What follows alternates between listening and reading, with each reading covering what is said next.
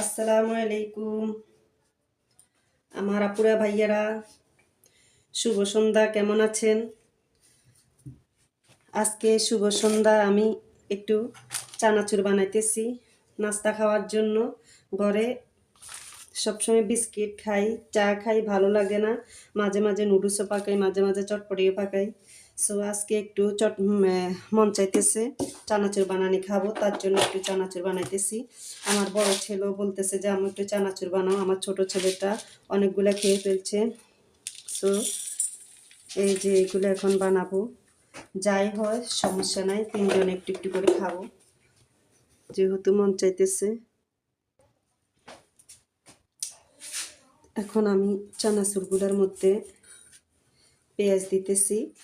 সবাই এগুলা বানাইতে পারে, এগুলা নতুন করে কিছু বলার মতন নাই।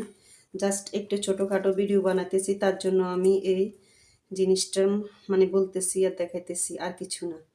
এগুলা এমন কোনো কঠিন জিনিস না যে কেউ পারে না। এগুলা মোটামুটি ইনশাল্লাহ ছোট বড় সবাই পারে।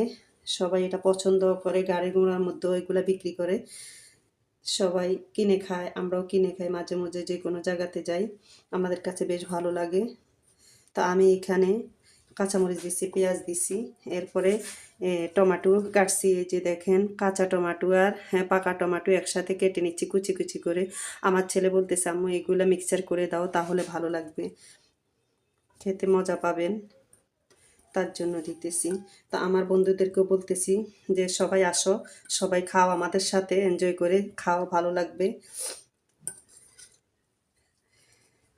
যে যে খাবে সে সে লাইক কমেন্ট করো, শেয়ার করো, আমাদের সাথে শেয়ার করে দাও। খাওয়ার জন্য তাড়াতাড়ি প্রস্তুতি নাও, অনেক মজা হবে কিন্তু। দেখতে বেশ ভালো লাগতেছে, যে দেখো, দেখাটা খাওয়াচ্ছে কিন্তু দেখাটা অনেক মজা, দেখছো? এই যে একটু সরিষার তেল দিতেছি, এই যে একটু সরিষার তেল দিতেছি, বেশি দিলাম না। এগুলো অনেক চাঁচ, একদম অরিজিনাল সরিষার তেল, দেখছেন?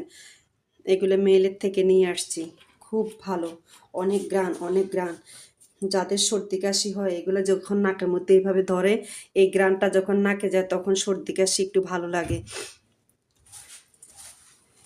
এই যে আমি এখন মেখে নিচ্ছি সরিষার তেল, ধনে পাতা, কাঁচামরিচ, টমেটো দেওয়াতে এগুলো আরও চেন্ট হইতেছে, ভালো লাগতেছে।